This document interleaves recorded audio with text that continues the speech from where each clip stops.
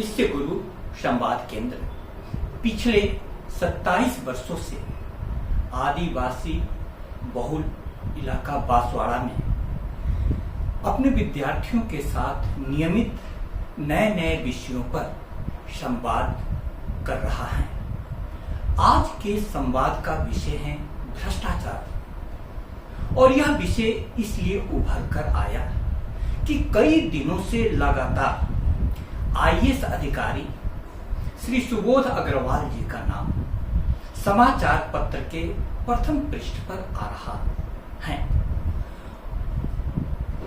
ये हमारे शिक्षा सचिव भी रह चुके हैं। तो शिक्षा जगत में एक प्रश्न उठा है कि जो व्यक्ति इतने बड़े पद पर पहुंच जाता है और जिसका खानदान भी पूर्णतया शिक्षित ऊंचे खानदान का व्यक्ति है, प्रतिष्ठित व्यक्ति है, वह इस प्रकार के भ्रष्टाचार के आरोप में कैसे आ जाता है। और इससे भी गंभीर बात यह है कि 51 दिनों से भगोड़ा घोषित किए जाने के बाद उनके लुका छिपी का खेल बार बार समाचार पत्रों में आ रहा था। सुबोध अग्रवाल जी हमारे शिक्षा सचिव भी रहे हैं और मैं जब प्राचार्य की भूमिका निभा रहा था मामा बालेश्वर दयाल कुशलगढ़ महाविद्यालय को, तब प्राचार्यों की एक मीटिंग को उन्होंने संबोधित किया था और उसमें उनका भाषण बहुत ही मूल्य और ज्ञान से भरा हुआ था। अब इस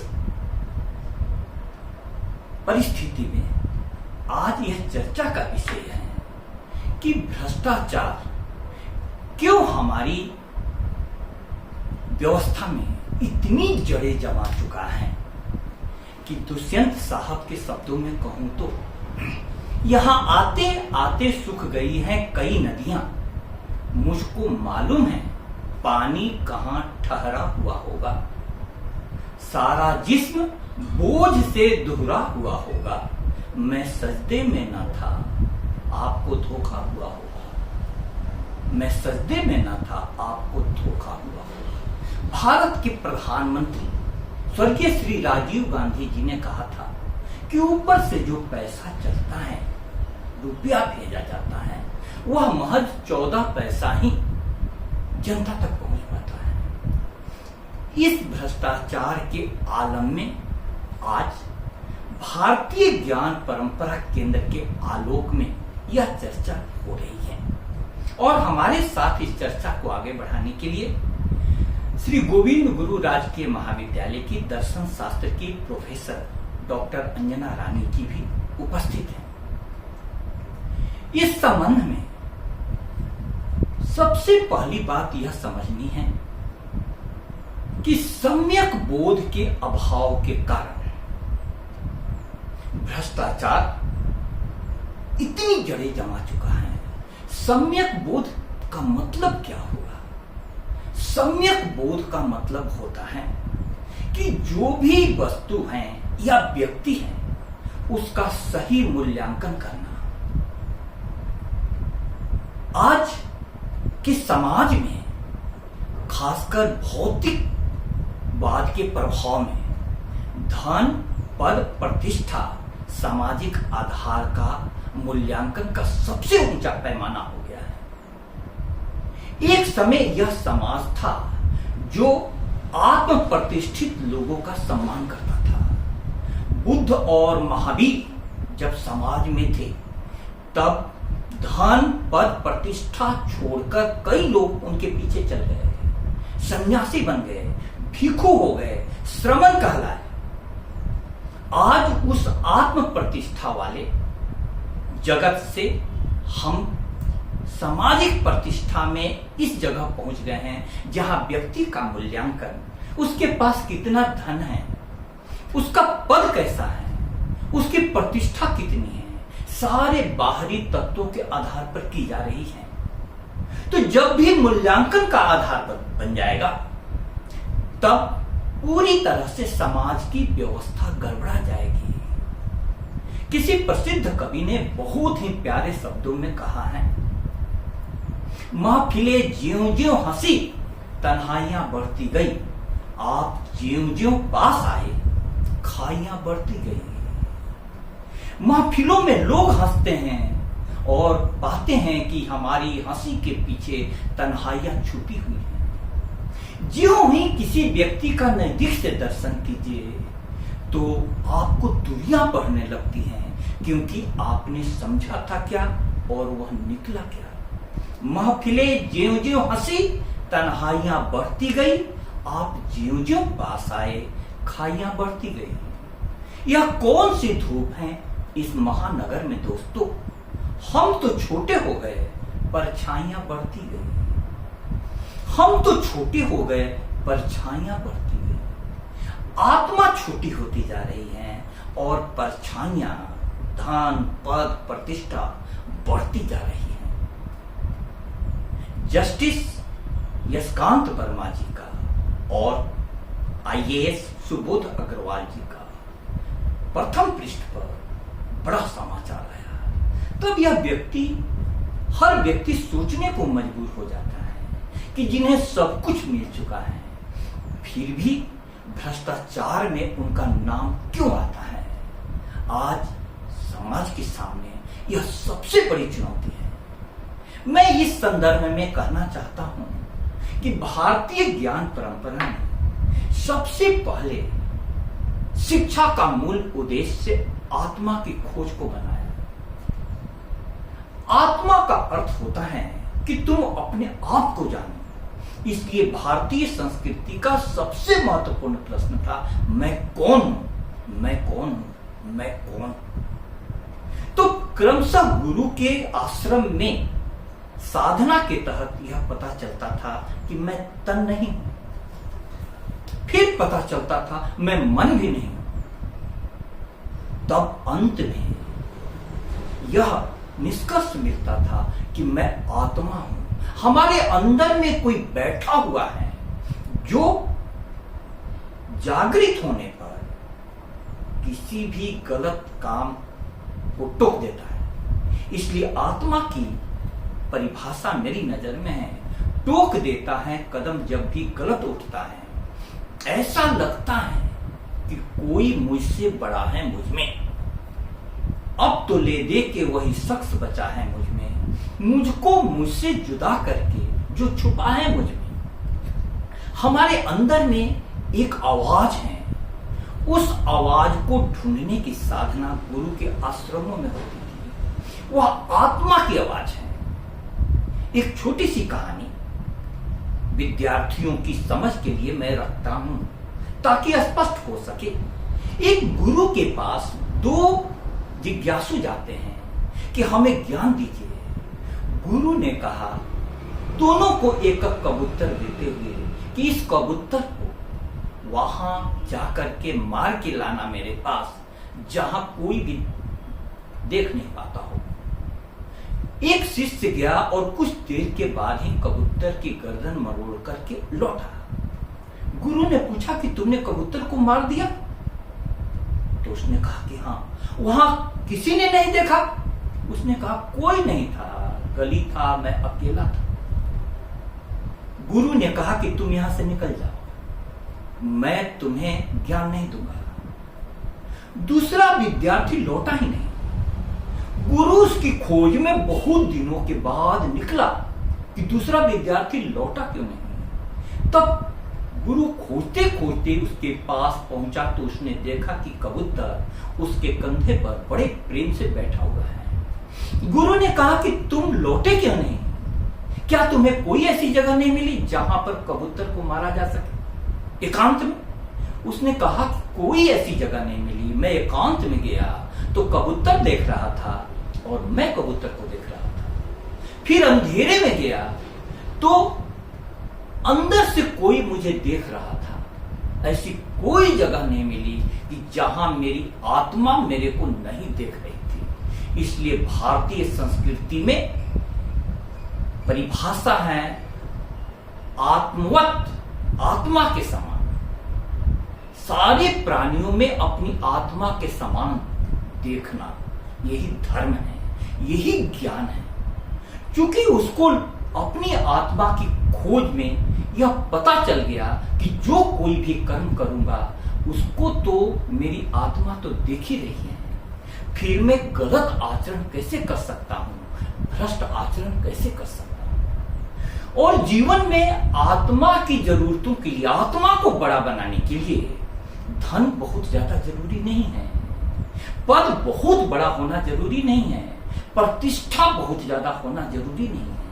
हमारी संस्कृति ने पुरुषार्थ चतुष्टय की कल्पना की है, जिसमें धर्म, अर्थ, काम और मोक्ष। धर्म अनुकूल अर्थ का सृजन होना चाहिए, अर्थ का अर्जन होना चाहिए और धर्म अनुकूल काम का सेवन किया जाना चाहिए, तब मुक्ति मिलती है, तब मुक्ति मिलती है। आज धर्म को हटा दिया गया और जीवन का परम उद्देश्य मुक्ति को भुला दिया गया।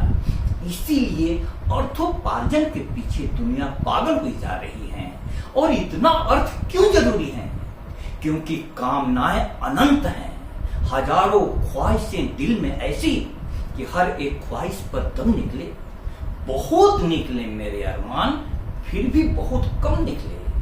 लेकिन सम्यक बोध होने पर महात्मा बुद्ध ने कहा कि वासना दुष्पुर है, वासनाएं कभी भी तृप्त नहीं हो सकती, अनंत है। इच्छा काहीं रहट चल रहा हर पनघट पर सबकी प्यास नहीं बुझती है इस तट पर। तो धर्मानुकूल काम का सेवन यदि करने का संकल्प हो तो अर्थोपार्जन भी धर्मानुकूल हो जाएगा। तो इस संदर्भ में मैंने विद्यार्थियों के लिए यह भूमिका को प्रस्तुत किया। अब मैं अनुरोध करूंगा डॉक्टर अंजना रानी मैम से कि इस संबंध में कोई प्रासंगिक प्रश्न करें विद्यार्थियों की तरफ से, ताकि चर्चा को आगे बढ़ाया जा सके। धन्यवाद सर, आपने बिल्कुल ठीक कहा कि सम्यक बोध के अभाव में ही इस तरह के भ्रष्टाचार के उदाहरण हमारे सामने आ रहे हैं, जो हमको सोचने को मजबूर कर दे रहे हैं कि ऊंचे पदों पर और प्रतिष्ठित लोग भी भ्रष्टाचार के आरोपों से जब घिर जाते हैं तब सवाल उठना लाजमी है। प्रश्न तो आपने उठा ही दिया है और उसका जवाब भी दिया है। मेरा इस संदर्भ में ये कहना है कि जैसे जैन दर्शन में जो त्रिरत्न माने गए हैं, सम्यक दर्शन, सम्यक ज्ञान और सम्यक आचरण, इनका एक क्रम है और उस क्रम पर हमको विशेष ध्यान देना चाहिए कि पहले हमारी दृष्टि, जैसा कि आपने कहा, हमारा बोध ठीक हो, सम्यक हो, हम अपने आप को जानें और अपने जीवन के उद्देश्य को जानें और उसके बाद हम सम्यक ज्ञान की तरफ बढ़ें और उसके बाद हमारा आचरण जो है वो स्वतः ही, जब हमारी दृष्टि सम्यक होगी, जब हमारा ज्ञान सम्यक होगा तो हमारा आचरण स्वतः ही सम्यक हो जाएगा। लेकिन होता क्या है कि जो हमारी शिक्षा व्यवस्था है, शिक्षा की जो विधियां हैं, प्रविधियां हैं, उनमें हमारे आचरण पर शुरू में कि ये आचरण ठीक है, ये आचरण ठीक नहीं है, ऐसा, तो वो एक बोझ की तरह विद्यार्थियों के, किसी भी व्यक्ति के मन पर एक बोझ की तरह हो जाता है और परीक्षाएं पास करना है और उसमें रट के हमको लिखाना है। लेकिन हमारे पास ना तो बोध है, ना ज्ञान है और फिर आचरण का तो कोई सवाल ही नहीं।